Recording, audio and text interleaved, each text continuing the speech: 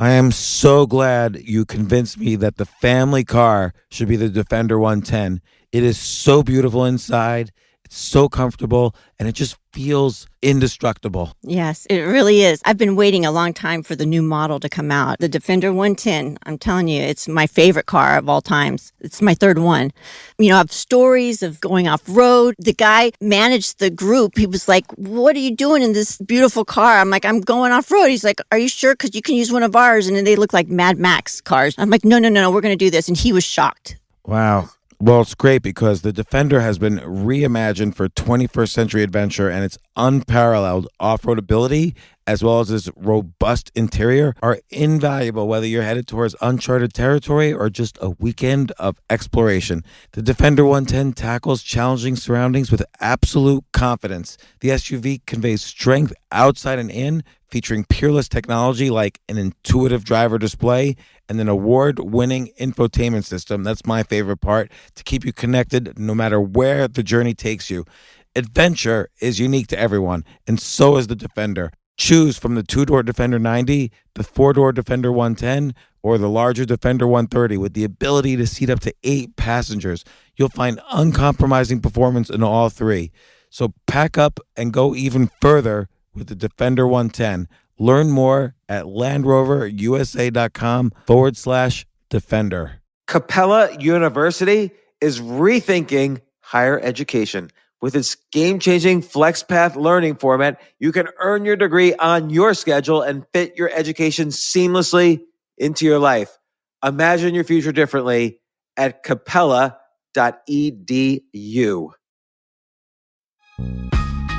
This isn't your average business podcast, and he's not your average host. This is the James Altucher Show. Today on the James Altucher Show. Welcome to another episode of Side Hustle Friday. And again, when I say side hustle, I'm not talking about what people used to talk about, which is, oh, here's the Uber for dogs, and you could just walk like 18 dogs for $6 an hour. That's not a side hustle. A side hustle is something you start off, you make money fairly quickly, and it could build into a multi-million-dollar business if you wanted to. And so that's a great lead in to today's episode. We've talked about online courses, online newsletters, lots of digital products, but we haven't yet spoken, and not many people have spoken about for-pay online communities. And I think this is one of the best ways to build a business out there, a for-pay online community. One community I've been impressed with over the years, the two founders, it's a couple, John Lee Dumas and Kate Erickson. They have made millions, and they're very transparent about how much money they make. So let's go right into the podcast.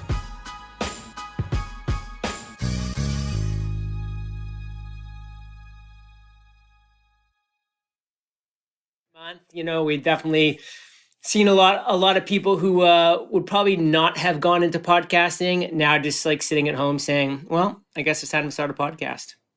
Yeah, I would imagine, like, on the one hand, I mean, we've done well. You've probably done well because I think a lot of people have been concerned during this lockdown how to make money after this. So I think entrepreneurial podcasts have probably done well. We heard from Midroll that the average podcast seems to have gone a little bit down in traffic, but I'd imagine that there's more podcasts now than ever just because what else are people doing in the lockdown? Just talking to each other. For the first time ever, new podcasts in 1 month crossed 100,000 shows. Wow. It's a lot.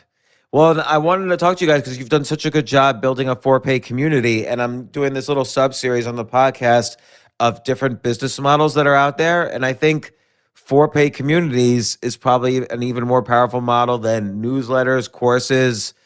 You've done such a great job in terms of, you know, keeping the community energized and organized. It's really the best podcast group out there. So it's okay. I wanted to talk about it and even the numbers a little bit and how you grew it. Yeah, thank you for that. We've been working on Podcasters Paradise since 2013, and it's just been a labor of love to continue like pouring into it. New members coming in every single month. And, we've switched up the subscription model multiple times, but we found something that works really well, and we love the community. We're so excited to have the members that we have and the engagement that we have, and yeah, it just seems to keep getting better. I mean, a lot of people think that the business model for podcasts is just advertising, but that's like this very simple way to look at it. You kind of took your interest in podcasting and expanded it to this community. What made you think first community, then what made you think for-pay community, and then what sort of base rules did you set to make sure that the community was engaged and would keep growing and would be positive and so on? So you started the podcast, and how is that going? When did you start it?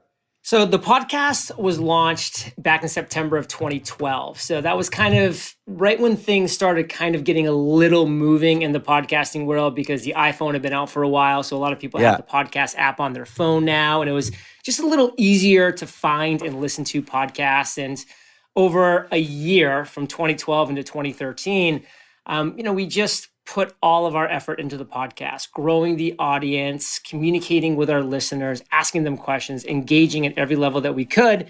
And one of the biggest questions that we always asked our listeners back then, and still to this day, is like, what's your biggest struggle right now? What is your biggest struggle? And a common answer, James, that came back over and over again was, we just don't know where to find like-minded individuals. We listen to your podcast and you're interviewing successful entrepreneurs, but I live in a town in northwestern Minnesota or, southwestern Arizona, and I don't have people around me that think like this. They don't have that mentality. I need to be part of a community, of a group. Where do I go? And frankly, we looked around and we weren't that impressed with the recommendations that we were able to give. So Kate and I did two things pretty early on in our journey. Number one, we launched a general online business mastermind called Fire Nation Elite, where we pretty quickly brought in 100 people, which we capped there.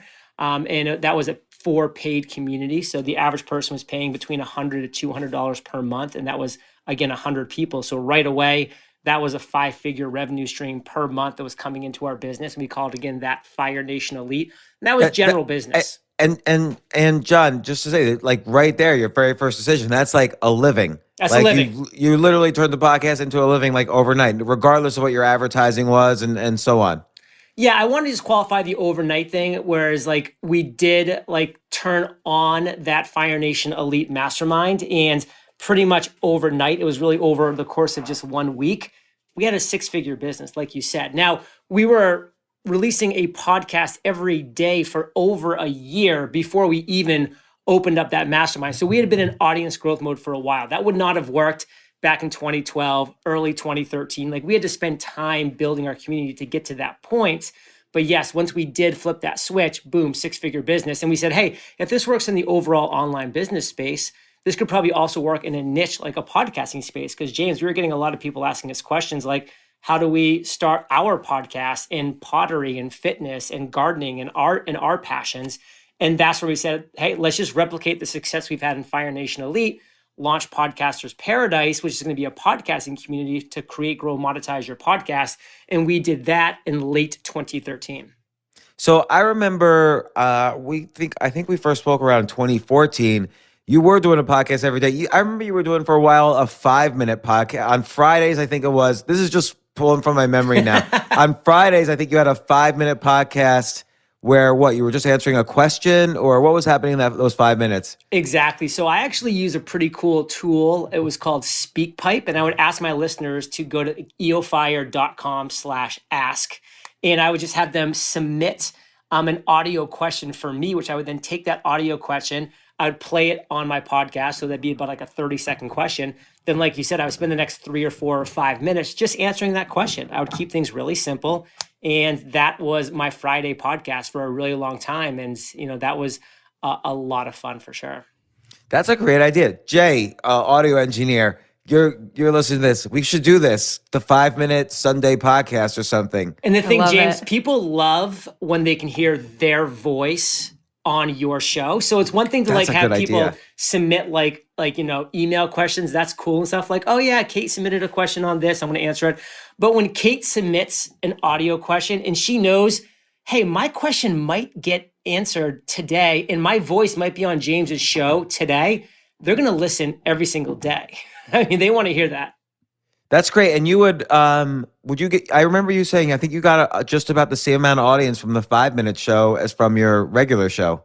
Yeah, we were seeing very consistent, listens and downloads from that question and answer show, which was part of our same feed, Entrepreneurs on Fire, as we would with the interview shows, for sure. Like, I loved having the combination because for me, a big part of our audience growth was honestly having people like you and Tim Ferriss and Barbara Corcoran and Gary Vaynerchuk on the show, and then being able to say, hey, I've interviewed these awesome people and be able to like leverage their audience as well. So that was important. But then also what I love about those 5-minute shows, and this is, I think, really important for all podcasters, is when you're interviewing somebody, you're turning the spotlight on them. And James Altucher was the feature, as he should have been, when I'm interviewing him on Entrepreneurs on Fire. But when I'm doing my own topic-based show or people are asking me questions, now I'm putting the spotlight on me as the authority figure, as the influencer. So that really helped grow my personal brand by doing that, just one show per week. So let me address that, because I've been debating this just this past year, or even the past 6 months. Like, for years, I had an interview show, right, where I was interviewing, like you said, all these names.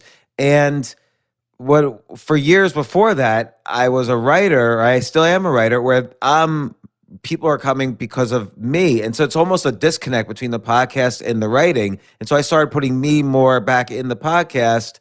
And you're right, it was worth it. I'm even debating more of that, like doing more storytelling or whatever. Like, what's your, well, 2 questions. One is, how did you build up that initial community on the business mastermind side? Like, how did you build this connection, personal connection with the listeners? Second, what's the structure of the podcast now? Like, is it still like one 5-minute thing a day? I don't know what the latest version of your podcast is. Sure. Well, I'll start with the second part of the question first. And for 2,000 days in a row, that was my commitment to myself. I wanted to do 2,000 episodes in 2,000 days. That's 5.5. That's a 6-year commitment. Yeah, that's 5.5 years, almost 6 years, like you said.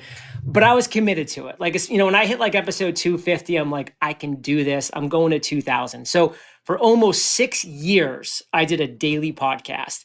At my 2,000th episode, I did make the announcement, and this was a couple years ago. I said, hey, I'm moving down to 3 days per week. So as you and I are talking now, it's a Monday, Wednesday, Friday show. I still might get more guests sometimes than I have room for. So like, I'll add in a 4th episode every now and then. So sometimes it's 4 per week, but it's usually 3 per week, sometimes 4 per week now. So still a lot of quantity for sure, but definitely not daily. And as far as your first part of the question, which is, how do we first kind of build that initial engagement up? And this is just one thing that we've always been committed to doing that's, is simple to say, but hard to do, is we just committed to asking. Like, we were always asking our audience. At the end of my show, I would ask my audience to do something, whether it be send me an email, take this call to action, whatever it might be, whenever they would message me on social media. And that allowed me to really not just have communication and engagement with my audience, but to understand what they wanted, what they needed. And James, that has been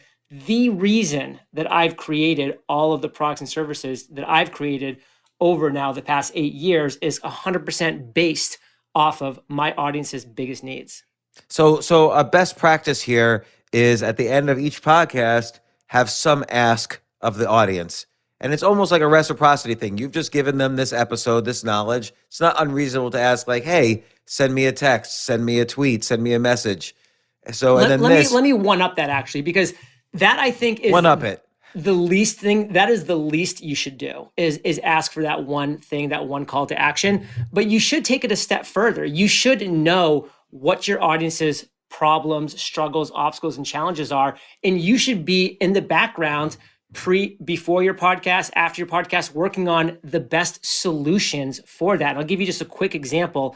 So I know that my audience wants to know how to create and launch a podcast. So instead of just telling them to join my $1,000 per year podcasting paid community, I say, hey, first, let me build some know, like, and trust. So at the end of my podcast, I'll say, hey, if you're listening to this and you love James Altucher, he has a podcast, you obviously know I have a podcast. Podcasts are great. If you want to have a completely free course on how to create and launch your podcast, visit freepodcastcourse.com. So I send people to a free course. It's such a valuable, high perceived value and actual value course that they take. And what happens, James? They go through, they learn how to create and launch their own podcast. What do people want to do after that? They want to grow their audience. They want to monetize. Then they get served the opportunity to join Podcasters Paradise with a person who taught them how to create and launch their podcast. That's one thing that we do at the end of every episode. And I have 7 more. So I'm rotating 8 different of those type of free calls to action that is solving people's problems and is putting them into a funnel that's turning into revenue at the end of that funnel, which is why now for 84 months in a row, the net profit of Entrepreneurs on Fire each month has been over $100,000. Yeah, and you've been pretty transparent about it, right? You share a lot of the numbers, or on a regular basis. Yeah, I'll let Kate talk here because she actually works super hard on the income report. She's the engine behind that. Yeah, we do a monthly income report, which has been it's been such a fantastic experience from our end, as well as being able to provide that value and pull back the curtain for our audience. I feel like it's generated so much trust and how open we are about all of that and honest and transparent we are about how we run our business, the mistakes we make, the lessons we learn, and then all the money that we make and all the money that we spend.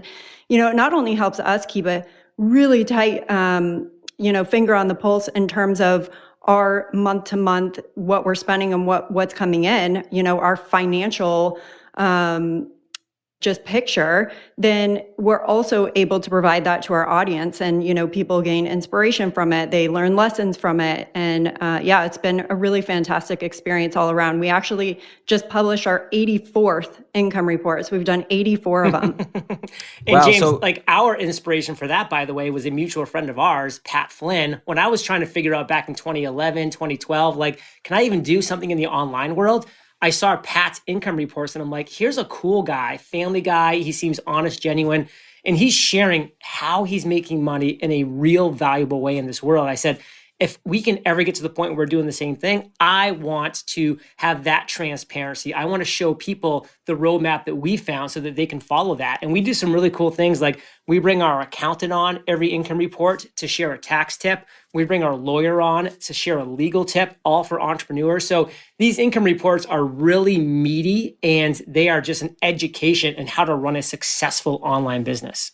I love this. So it's almost like authenticity and vulnerability, and I firmly believe this even in my own stuff, but in a different way. But I feel like vulnerability is currency. So you're basically spending your authenticity, but gaining audience from this because people appreciate it so much because it's such a rare, it's a scarce resource, authenticity. I love the word vulnerability as currency too. Like that phrase, James, I'm sure you use it a lot, but you need to because that's amazing. Because just 3 months ago, we had a very disappointing launch. We had a very disappointing, big kind of financial thing happen into our business.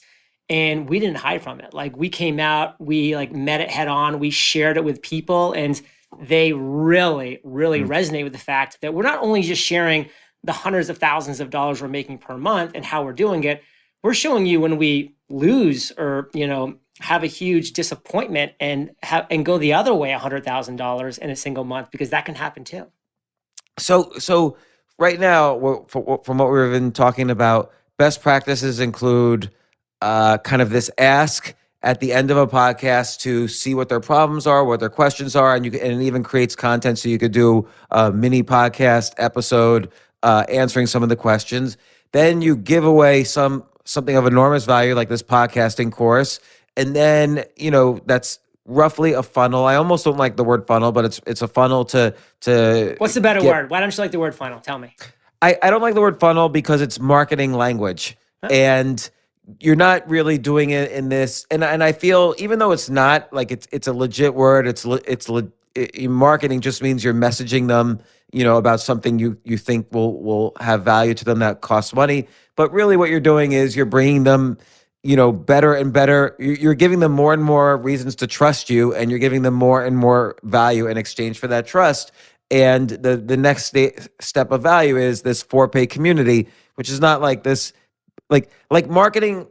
Okay, that's a good question. Like I feel like marketing assumes there's some spread between value and perceived value. And marketing is that difference between value and perceived value. So a can of Coke is really, as Steve Jobs would put it, it's really just sugared water. And then the value of a can of Coke is the difference between sugared water and, a sugared water plus 20 Super Bowl ads.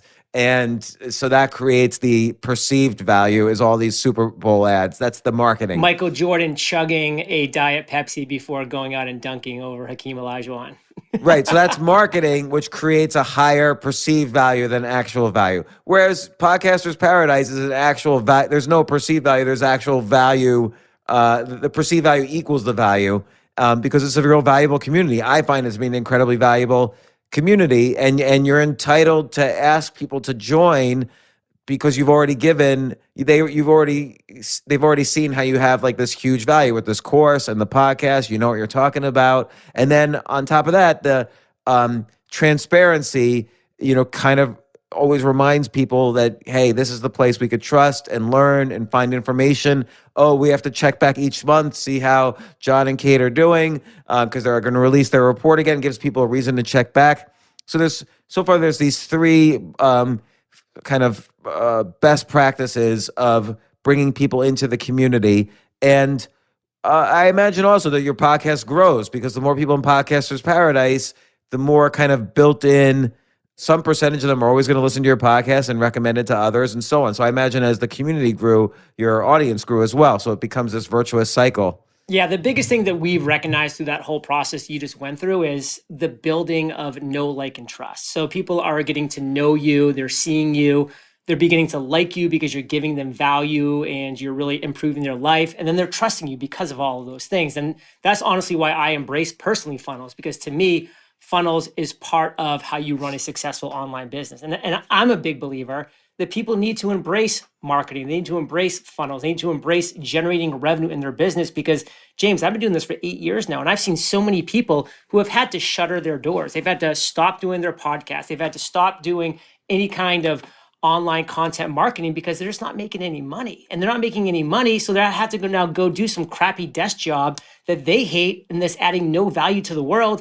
And yet they're taking away their podcast that might be about breast cancer, that could potentially be, helping hundreds, if not thousands of women around the world, cope and get the answers they need. And I've seen shows like that and so many others have to go away because people aren't focused on the business side of online entrepreneurship in general. And that's why, listen, I'm a big believer in diversifying your revenue, but when we're talking podcasting, we're talking monetization, sponsorships, that is a bad game to play. 90% of podcasts are never going to get sponsors for their show of any value. The remaining 10% that are, maybe 2 or 3% are going to get some kind of significant revenue from that sponsorship. So chasing that rabbit hole, and this is why we love our income reports, because we try to really hammer that home, is a fool's errand for most people in the first 1, 2, 3, 4 years of their online podcast / business. However, everything we've been talking about prior to this is talking to your audience, saying, what's your biggest problem right now, James? Tell me your biggest problem. And then saying, okay, 15 people like James have all said about the same thing that they're struggling with. I'm going to create my own solution for that. And then I'm going to offer it to them in a free course, in an ebook, in a book, and be bringing people along this line to potentially some kind of higher level product or service that's going to actually allow you to make $40,000 a year, $80,000 a year, $200,000 a year, and keep doing what you're doing to add value to the world. So that's great. So a lot of entrepreneurship, of course, or almost all of it, is about solving some particular audience's problems. Well, with the podcast, is basically a way to build an audience through content you create and use that as a vehicle. Really, that's the bridge between that content is the bridge between you and the audience telling you their problems enough that you could then kind of formulate products around that, like a course, like a community, maybe a book, like you say. I call this the spokes and wheel approach. Your podcast is the wheel, and then all these other things are the spokes. Totally. So, that's a great visual. And so, what were the other 8 things? So, you said there was like 9 things. One was, hey, everybody needs a podcast community. What were some of the other 8 things you were asking people or finding out from people? Yeah, Kate, you want to choose one of your favorites of those, and then I'll share another one. Well, I mean, we've been talking a lot about funnels, so I'll talk about Funnel on Fire, which is a free course on how to create a funnel that converts. And what's pretty cool about that funnel actually is that free value that we provide, because we had so many people coming to us saying, how do you guys get people to a paid course or a pay for community or to any of your products or services, a coaching, whatever that might be? And our answer is you create a funnel, you create a journey to bring them on. James, as you were saying earlier, it's leading them in the direction of more value, more value, more value. And we don't have an ultimate course on marketing and funnels, but we know how to create funnels that convert. So let's teach people how to do that completely for free. And then we are affiliates for ClickFunnels, which is a software that we use to create our funnels. And so after that free course, what we do is we send them to ClickFunnels. We say, hey, we just taught you how to create a funnel that converts. This is the software that we use. So if you're ready to take the next step, sign up through our affiliate link, and then they go to ClickFunnels. So that's another example of one of the free courses that we've created. I mean, that's great because I think a lot of podcasters, like you say earlier, a lot of podcasters think, oh, I'm going to make a podcast and there's going to be so many people with testicular cancer listening to this podcast that will be able to get advertisers and sponsors for our testicular cancer podcast.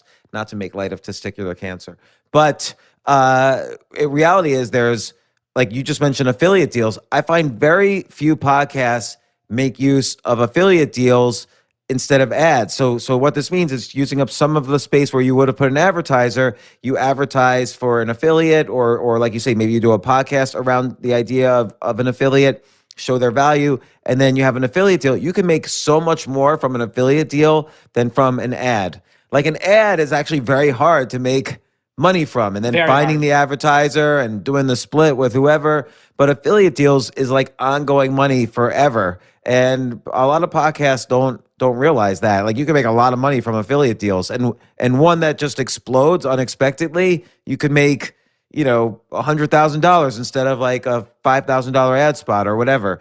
So that's another best practice is kind of providing value with those affiliates like you do with ClickFunnels, but also doing the affiliate deal. Yeah, there's a lot of great ways you can look at that. And there's 2 models that you're talking about right now. There's the CPM model, which is the cost per 1,000 listens. And that's always going to be a difficult model because not many people are going to get even 1,000 listens, let alone multiple thousands to make it worthwhile. Because guess what? The average CPM is $25 per 1,000 listens. So if you have 1,000 listens, which would put you in the top 15% of all podcasts, you're making $25 for that sponsorship. Like that's a lot of work for not a lot of dollars.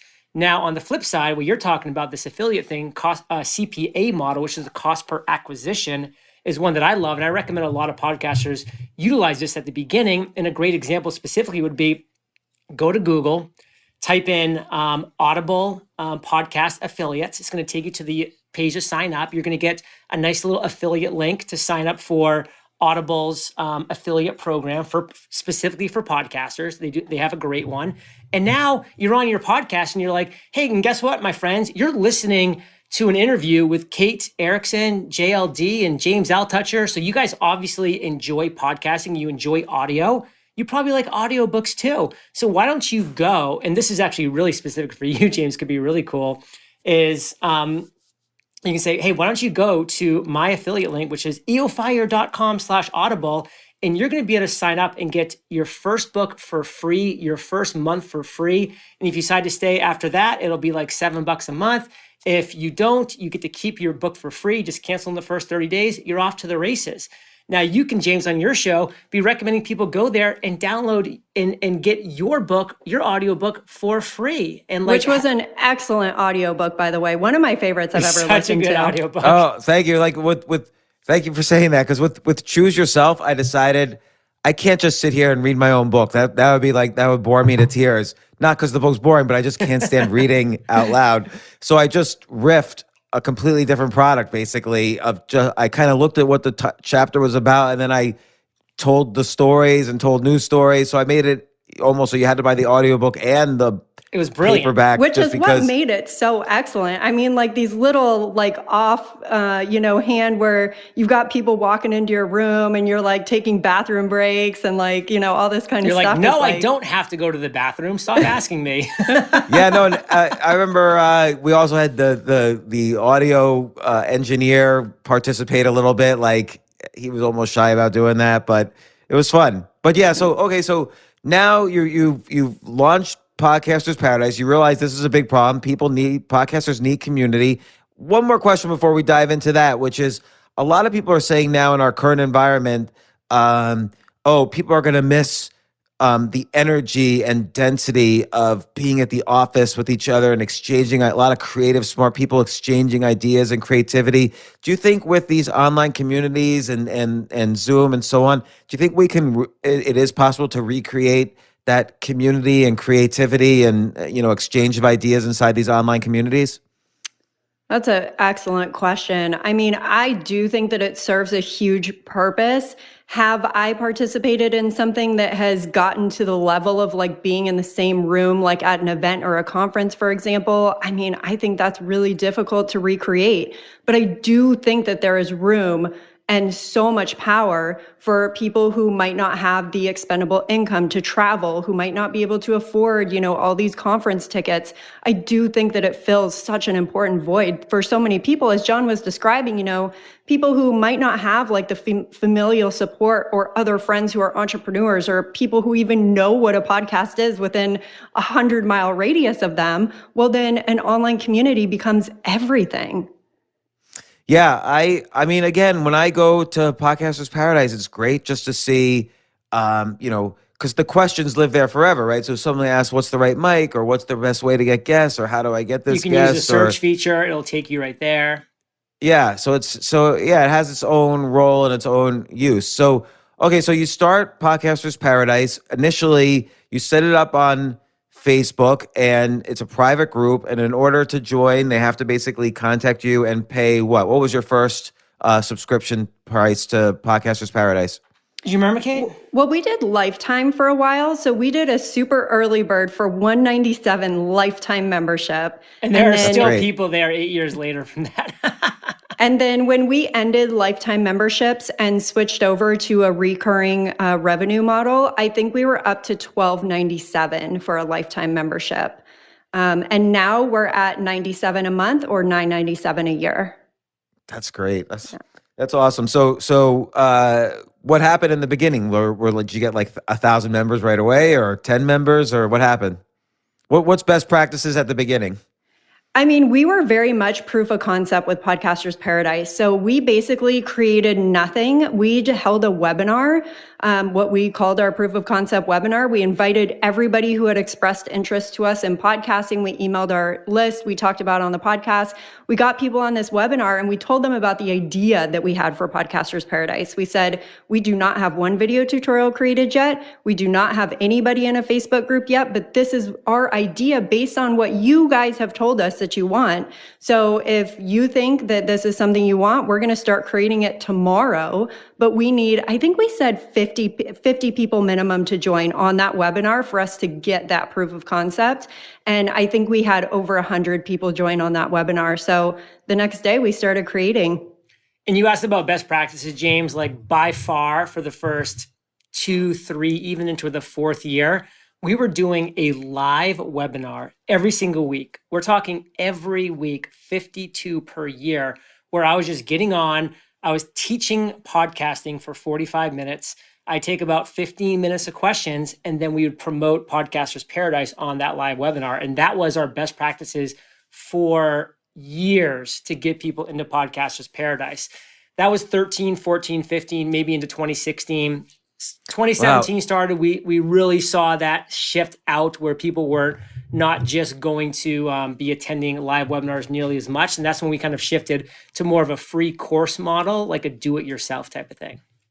So people are coming in, and you've been doing this, not only your podcast, but this free webinar to kind of drive people into Podcasters Paradise, where again, I say drive into, but there's a huge amount of value there. Like I've enjoyed my experiences in Podcasters Paradise. what then is best practices? You're developing this community. You guys are in there every day. It's such a strong community. What's some of the ways you keep people going? Because they have to, you want people to keep having value so they keep renewing and so on. Like what do you do? What do you think about when you wake up and start, building the community every day? The biggest thing that we've really made the commitment to, that we've seen pay massive dividends, is every single day, it's on our morning routine.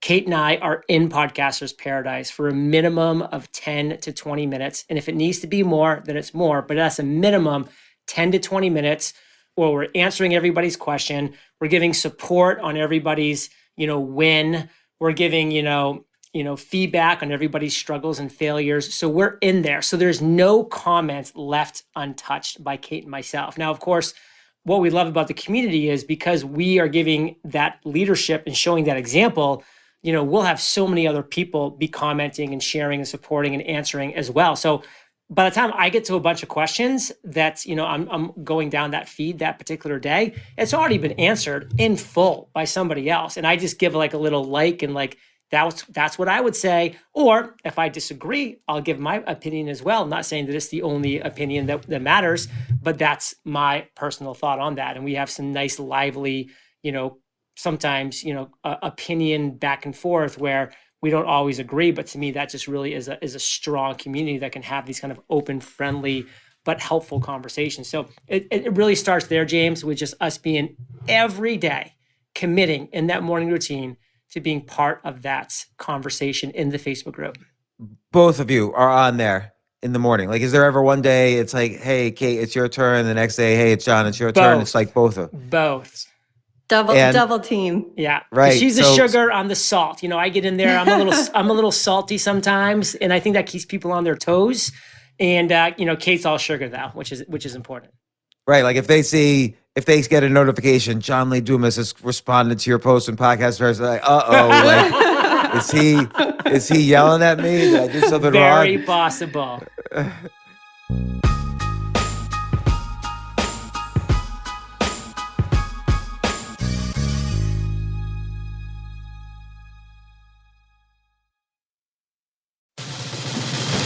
These days, we're all investors, trying to be smart with our money despite our worst impulses. But at iShares, we believe that deep down inside of every investor is a better investor. One that's just waiting to be let out. Explore iShares ETFs and insights and let your best investor out. Visit iShares.com for more information. You know what I love about fantasy sports is that even though I'm not going to be a great basketball player or a baseball player or a football player or whatever, I feel like I get to participate and make decisions and use my knowledge of these different leagues or these different sports to compete. So it's like I can pick my team or I can pick my favorite players and I could use my knowledge to make predictions and maybe even make money. So with the basketball season here, you can now pick combo projections across football and basketball from the Specials League on Prize Picks. This is a league created specifically for combo projections that include two or more players from different sports or leagues. Want to play alongside some of Prize Picks' favorite players like rapper Meek Mill and comedian Andrew Schultz, who's also been a guest on this podcast, and I've been a guest on his? You can now find community plays under the promos tab of the app to view entries for some of the biggest names in the Prize Picks community each week. Look, Prize Picks even offers a reboot policy so that your entries stay in play even if one of your players gets injured. For football and basketball games, if you have a player who exits the game in the first half and does not return in the second, that player is rebooted. Prize Picks is the only daily fantasy sports platform with an injury insurance policy. What? So, I love playing it. I love anywhere where I can use analytical ability with my interests to demonstrate some skill and maybe make some money. And I like the game-like aspect. I do wish they had chess as a category on prizepicks.com, but I'll settle for what they've got. Maybe I should make my own fantasy chess league. But in any case, I love Prize Picks. Go to prizepicks.com/James. Use code James for a first deposit match up to $100. That's the easiest $100 you're ever going to make. So that's prizepicks.com/James and use code James. Daily fantasy sports made easy.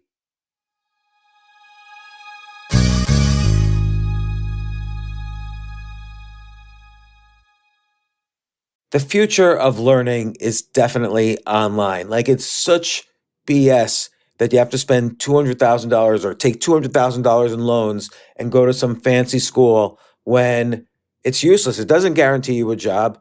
Most employers, including me, do not care about degrees or grades or anything like that. We want to care that you love what you're doing, that you know what you're doing, in some cases that you have experience or that you're willing to learn. But people in general love learning and are curious. Like, the key to success is curiosity. And I think masterclass.com is the perfect model for online learning. I'm really happy they're sponsoring this episode. If you're going to give a gift, give the gift of learning. Masterclass makes a meaningful gift this season for you and anyone on your list, because both of you can learn from the best to become your best, from leadership to effective communication to cooking. Let me tell you some of the classes I've taken. I've taken comedy from Steve Martin. I mean, can you believe I can take a class from Steve Martin on comedy, or Judd Apatow, my favorite comedy director? I could take an actual class from him on writing. Wolfgang Puck on cooking. Dan Brown on writing, or Judy Bloom, who's been on this podcast, on writing. By the way, Wolfgang Puck also has been on this podcast. It's such a pleasure. I try to take classes all the time from masterclass.com. And whether you're watching Masterclass on TV or listening in audio mode in the app or on their site, the quality speaks for itself. It's like these Masterclass instructors are your own personal mentors that are going to help you reach the next level. How much would it cost to take one-on-one classes on comedy from Steve Martin or on chess from Gary Kasparov? You just wouldn't be able to do it. But it would cost hundreds of thousands of dollars. With a Masterclass annual membership, it's $10 a month. Memberships start at $120 a year for unlimited access to one-on-one classes with all 180 plus Masterclass instructors. So it's not just $120 for one instructor. You get all 180 plus Masterclass instructors. Boost your confidence and find practical takeaways you can apply to your life and at work. And if you own a business or are a team leader, use Masterclass to empower and create future-ready employees and leaders. That's the real education in today's world. So this holiday season, you can give one annual membership and get one free at masterclass.com/JAS. JAS, of course, stands for the James Altucher Show. So right now you can get two memberships for the price of one at masterclass.com/JAS. Masterclass.com/JAS. Offer terms apply.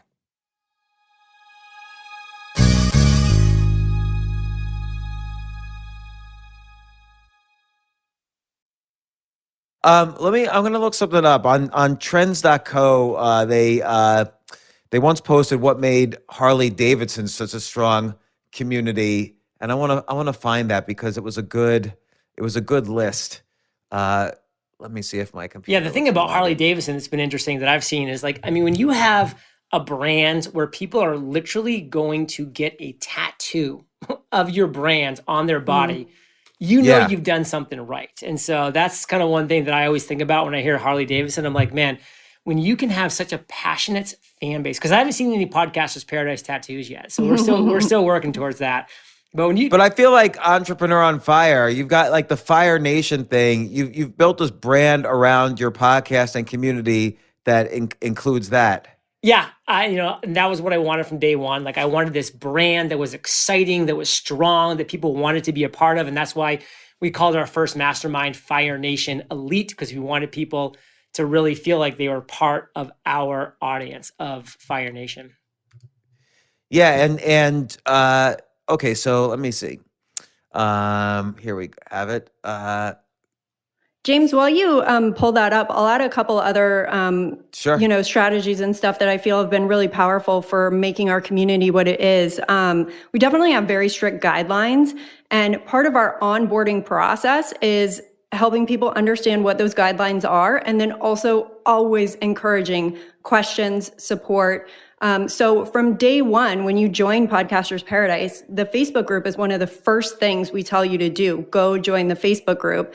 And then when you request to join, you get served the guidelines. So the guidelines of like no self-promotion, no like talking down to other people. We're there to support one another. We're a family. And so all of this language that we use around like the support and asking questions and answering questions, never hesitate to post something. We want to be helpful. We're here for you. We're a family.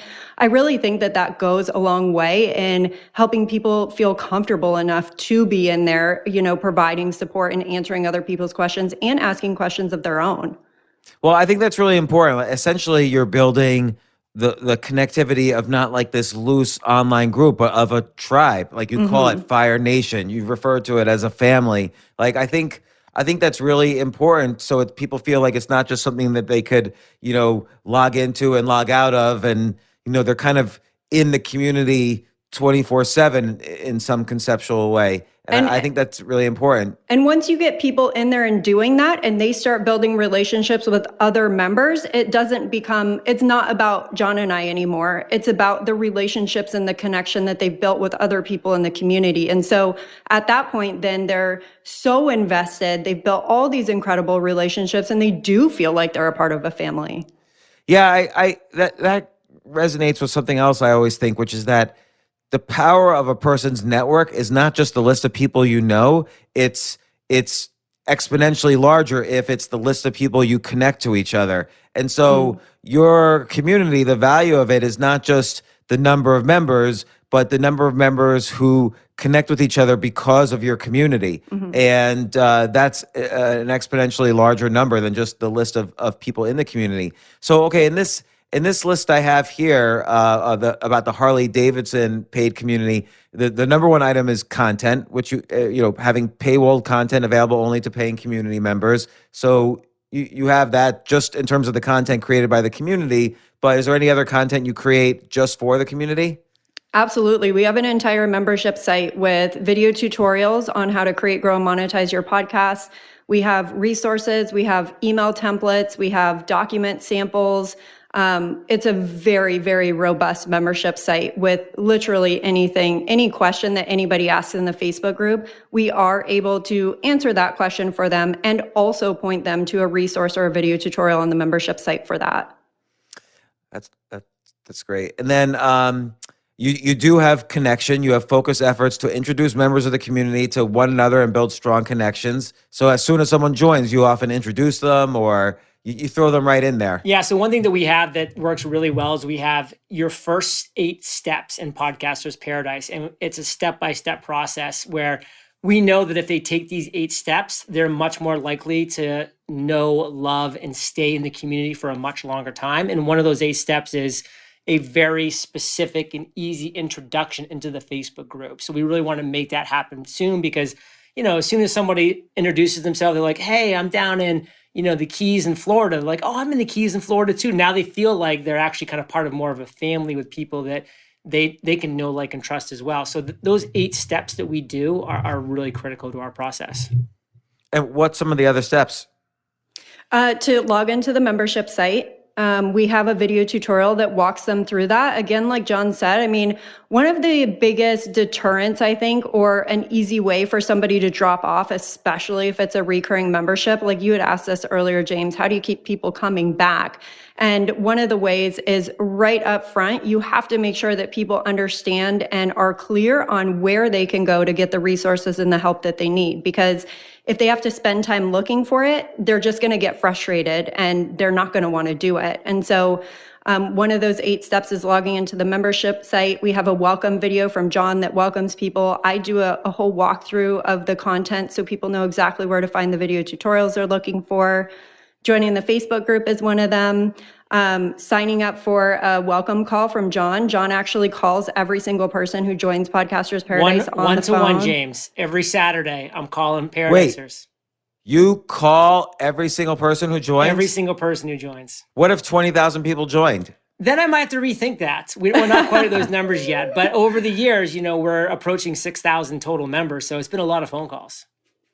We also have Man. a physical journal called the Podcast Journal that walks through 50 days. And each day there's an exercise in the journal that people fill in, and it gets them to launching their podcast in 50 days or less. So one of the steps is them giving us they submit a form to submit their shipping address so we can ship them that journal. So yeah, it's really just about making sure that they know where to go and how to engage and where to find things so that we can give them the value they're looking for so that they don't get frustrated and leave. So this, this is so incredibly important because there's a lot of Facebook communities out there. There's a lot of, I don't know if there's a lot, but there's a good number of for-pay communities that seem to be doing okay. But I gravitated straight towards you guys the second I wanted to do an episode about communities because Podcasters Paradise just feels like you're charging but it just feels like such a great community. And now I'm seeing all the glue. It's not like there's no shortcuts to building a business out of a community. You're doing all this work. And while it's not, you're not going down to the coal mines, it's a good amount of work that you're doing here. It's not like an easy thing. But I want to remind listeners, you can do this about any category. That's the beauty, is that you were making a living on the first 100 people who joined. Yeah. And so whether your podcast is about breast cancer or golf or fantasy sports or, Denzel Washington movies, you could build a community around it. I mean, there's whether it could be about learning, it could be about social media. So all of these are kind of general best practices that work in every domain. It just so happens you do it in podcasting. What are some of the other things in the 8, your checklist of 8? Well, I will say, before Kate and 8. I had to say it. Before Kate answers, another one or two things, I will just, have to say that like the really key thing and the whole like engine behind everything that we're doing with Podcasters Paradise and like building up that community and making people really feel like it's the right place for them, not just to stay and to learn, but to continue to be a part of. So they're going to continue as the industry evolves to get the latest tips, tools, and tactics. We are always making sure that we're encouraging other people to share their voice in the community. Like, we don't want this to be like the Kate and John show. We want this to be the Podcasters Paradise family show where whenever anybody, gives a great answer, like we have this one guy, just to give a specific example, he's at the beginning part of his podcasting journey. And every week he's posting what he calls notes from the field, Cliff Notes, and his name's Cliff. And every week it's like this really long post. And it's such a valuable post that I could never create because I'm 8 years removed from launching my podcast. This guy is 8, weeks from launching his podcast. So he's in it, and people are resonating with his posts more than they could ever resonate from a similar post like that from me, because I'm just so far beyond that, because I've been doing this for 8 years, 2,600 episodes, multiple millions of dollars of revenue. They can't resonate with that. They can't connect with that, but they can connect with this guy, Cliff. And it's such a valuable part of our community that Kate and I don't have a part of. But one thing I want to end with before I pass it over to Kate is, just like you don't really love like the words funnel and marketing and stuff like that, like I don't love the words passive income that much, because to me, like a lot of people think that their online communities are going to be a form of passive income for them. And there's just nothing passive about it. Like Podcasters Paradise is the revenue generator that it is, because Kate and I are the opposite of passive. We're engaged every single day. So Kate, what do you got? Yeah, on that note, I'll say, Clifford is an excellent example of this. Another way that I believe is a reason why the community is so incredibly engaged and as fantastic as it is because when we see people like that, we encourage, we share gratitude, we will do it publicly in the group. Like every single time Clifford posts, I'm reading the entire thing, I'm posting on there and saying, thank you so much for this. For anybody who is not reading this and taking this in, you're crazy. Like you're crazy. And then I actually will reach out to Clifford individually too. And Clifford's just one example. Anyone who exhibits like this type of value add in the group, I reach out to them individually too and just say, you know what, I cannot express enough gratitude and appreciation that you are adding so much value to this group. It's so helpful for the other members, and people appreciate that. Like people want to be recognized, and Another awesome thing that we do too is we have a weekly Podcasters Paradise Digest email. I mean, we've sent hundreds of them now. We send it every single Friday morning, and we have a spotlight in that. And oftentimes we'll be spotlighting people's posts. I launched my podcast. I hit 1,000 downloads. And that like recognition, that public recognition, whether it's in the Facebook group, in that email, people really appreciate that. It keeps them engaged. It keeps them coming back.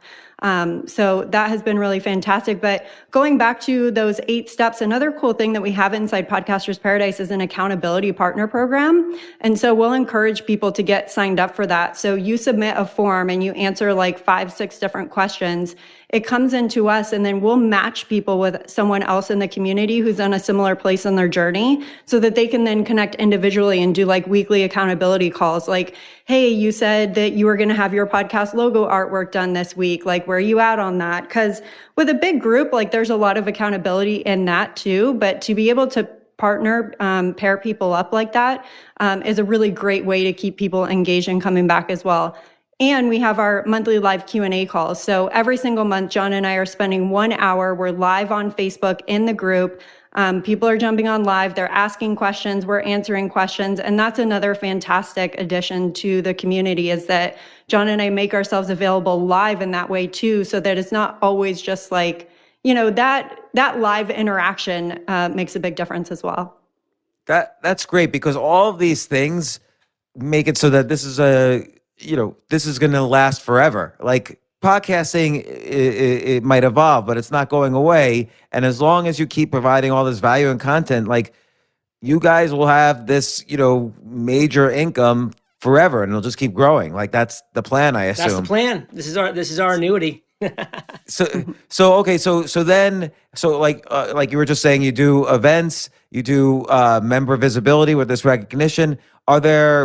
So I'm just reading off this list about Harley Davidson. Sure. Are there perks, like ancillary benefits to membership? Well, I guess there's access to your Q&A and things like that, but are there discount? Do you do affiliate deals in the community? Yeah, so one thing that we do that's really cool is when you join the annual plan, this is actually another marketing strategy that I think is super key, is when people get to podcastersparadise.com and they're going through our sales page essentially, and they get down to the bottom where they can either join monthly for $97 a month, which is appealing for people because, it's a low upfront, or annually for $9.97, whenever you're running a business like we're running ours, online community, you really want to get people committed for a year up front, because they're going to be better. They're just going to be better, more committed. They're going to be more engaged because they're not trying to justify things every single month. And you don't want people necessarily that are doing that. So we really push our annual membership hard. How do we do that? Well, pricing is one thing. It's a couple $100 cheaper if you join annual as opposed to paying,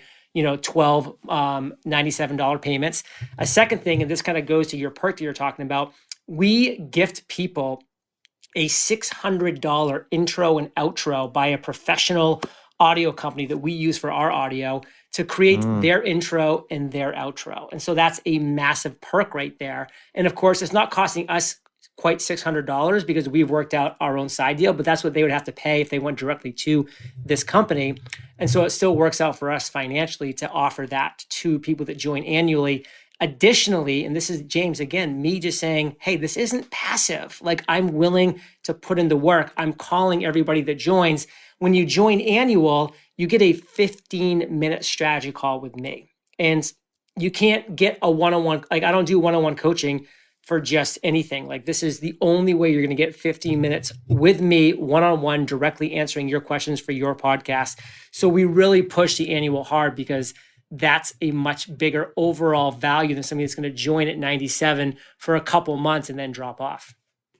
Man, I love all this. Like, it's making me excited to build my community. Yeah, buddy. And then, so do you have like swag? Like, do you have Fire Nation jackets and bandanas? We do. We have a Podcasters Paradise t-shirt. And a cool benefit too of being a part of the community, like you mentioned discounts and stuff, we do team up with like podcasting conferences, events that are going on. So we'll get people discounts on tickets. And then whenever we join like Podcast Movement, Podfest. Those are two huge podcasting conferences. John and I will put on a live event just for Podcasters Paradise members at those events. So that's the great. first night before the conference kicks off, we'll bring Podcasters Paradise members together. We'll give everyone a t-shirt. We get their first drink or whatever. We have appetizers and all that good stuff. So those are a couple other things that we offer to the community. Yeah, swag, one of them. And Kate mentioned the podcast journal, which every single person joins. They get this shipped to their door. And this is not just some flimsy journal. This is a beautiful faux leather, nicely constructed, sewn flaps. I mean, it's a really high quality journal that we sell for $49 separately to people on Amazon and stuff. But everybody that joins Paradise gets that for free. What about, and this is a key component to almost every kind of community or social network out there, but what about gamification? So for instance, on Twitter, the gamification is how many followers do you have?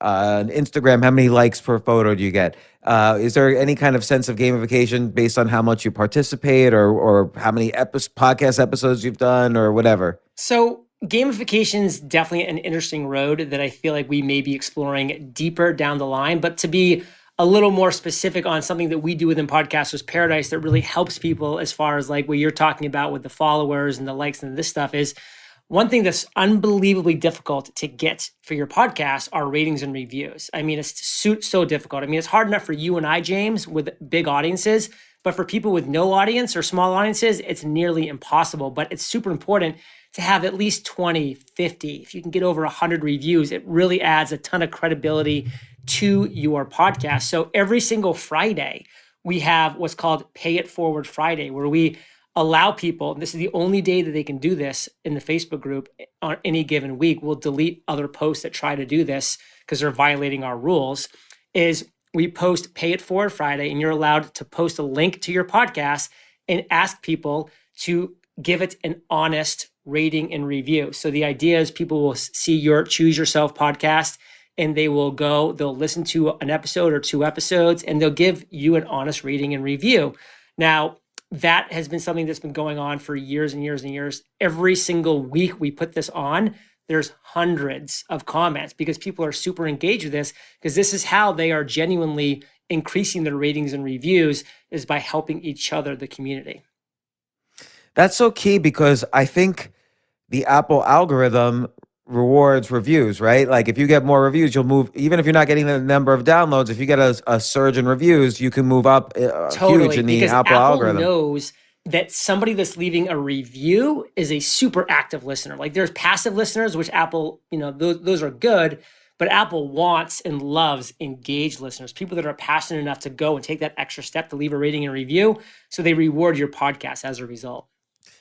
Yeah, I think after a podcast kind of matures, it's a little harder to stay in the top big time 100. You see when the podcast is released, it surges right through the top 100 because that's when they're getting their initial acceleration in downloads and reviews and so on.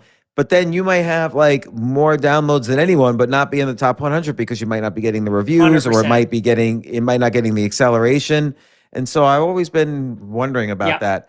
But well, this is great, and I just want to remind people again, let me ask you guys, if you were to create a community, or if you were to advise someone to create a community in some other area, let's say, I don't know, somebody likes mystery books and does a podcast about mystery books, how would you suggest they create their for-pay online community?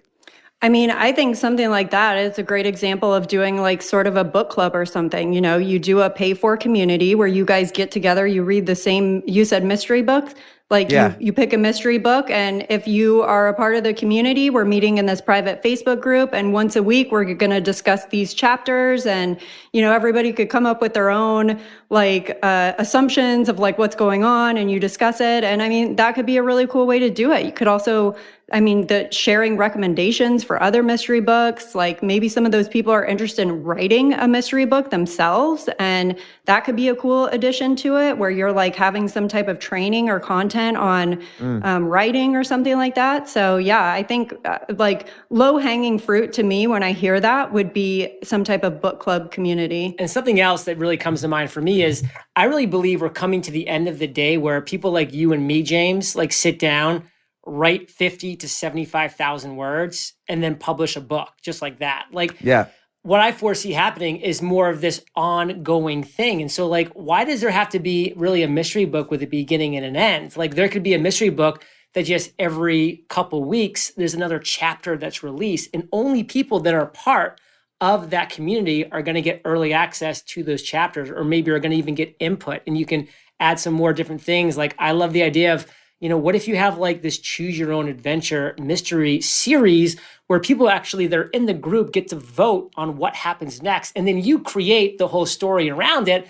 That could just be a really interesting kind of concept for somebody, where they just have not a beginning and an end, but just a beginning, and then just this evolving project that just goes on. And I imagine, like, for other types of communities, like, let's say divorced dads or divorced moms, or newly pregnant moms, or I don't know, homeschooling parents, or different sports. There's so many different kinds of communities, people who want to start social media agencies for lawyers or whatever. Like, there's so many different types of online communities. And I really think this is somehow more fun than just creating an online newsletter, or I don't know. They're all good models, but this is such a great business model. I think the for-pay community, and a lot of people, they don't think to do that. And you learn so much when you have people that are paying you money. Like, those are like your real raving fans. Those are your best engaged people, and you want more of them. And you learn so much from engaging with them. Like, Kate and I learned so much from engaging with Podcast Paradisers.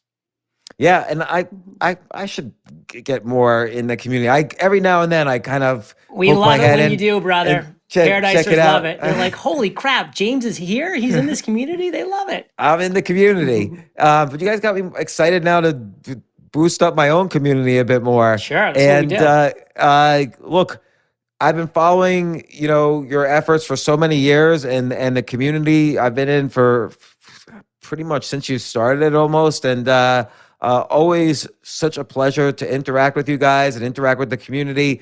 You're right across the little creek there between Florida and Puerto Rico. As long you mean as I'm that still Bermuda here. Triangle? Yeah, we're right Yes. between that. We're there. So we'll have to pop on over to Puerto Rico at some point. But thank you so much for sharing all this knowledge on best practices for creating a for-pay online community, and particularly your Podcasters Paradise and other aspects of the business model around your podcast. Entrepreneurs on Fire, always a great podcast to listen to. Who have been some of your recent guests? I've been having some really fun guests. One person I'll highlight that I really enjoy talking with is Guy Raz, who's the host. I'm holding up his book right now. I just had him on as well. Yeah, Nice. He's making his rounds because he's just on the Tim Ferriss show as well. And, his book, How I Built This, is coming out. And I just loved having a conversation with him because he was one of my inspirations for Entrepreneurs on Fire back in 2010, 2011. And I just love what he's been pumping out content-wise. It was really cool having that one-on-one convo with him, and just a ton of fun. And I want to give a shout out, too, for a lot of people that are just like, wow, we're loving the systems and the automations that Kate and John are talking about that they have in our business. Well, beyond Entrepreneurs on Fire, which of course is a Kick Butt podcast, Kate's been cranking out some amazing episodes with her podcast called Ditch Busy, making overwhelm a thing of the past. So check out Ditch Busy if you want to turn your business into a revenue generating machine like Kate and I have. And let me ask you this: like, have you noticed that? So I've noticed this recently. Stories are more important than celebrity. So a podcast grows not necessarily as your subscribers grow, but as your subscribers share. So you have to have content that's valuable enough and fun enough and interesting enough that your subscribers say to their cousins, like, oh my gosh, you got to listen to this. And I find that content over celebrity is celebrity will only get you so far. No matter how famous the person is on your podcast, it's real. You could have the most non-famous person, but just has a lot of value, and that will do so much better than celebrity. So people don't realize that. They're just like, oh no, I got to get like, I don't know, Chelsea Handler on my podcast. Right. When having, John and Kate on talking about for-pay communities, I can guarantee you this will get more downloads this episode than the Chelsea Are Handler you episode. saying we're not as big of a deal as Chelsea Handler? You're a bigger deal than Chelsea Handler is what I'm saying. Hey, James, I want to just make sure we get this across as well. Mi casa is su casa, my friend. Get on a plane, fly to Puerto Rico. We'll put you up in our guest suite. We'd love to hang out with you in person and keep these kind of conversations rolling, my man. We're there. So, all right. Well, thanks so much, John and Kate. And, Podcasters Paradise is great and your podcasts are great. And so glad you could join me for this episode. Adios, brother. Thank you, James. We super appreciate it. Yeah. Thank you guys.